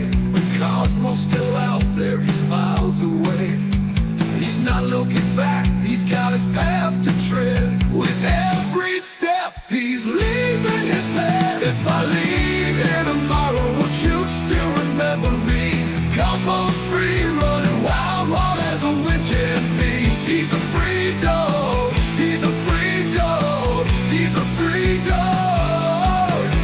So if you're feeling lost, just think of Cosmos Run. Remember his spirit, his freedom, his fun. And maybe one day, when you're feeling alone, you'll find your own freedom and let your spirit go. If I leave here tomorrow, would you still remember me? Cosmos free, running wild, wild as a wind can be. He's a free dog, he's a free dog, he's a free dog.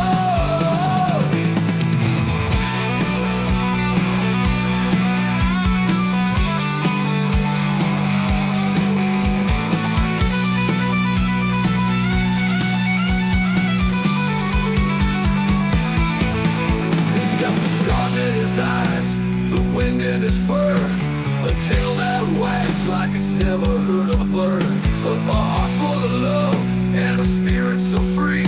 He's living his life wild and carefree. He's got the stars in his eyes, the wind in his fur, a tail that wags like it's never heard a word. Cosmos on a journey, he's got no chains. He's running through fields, breaking all the lanes.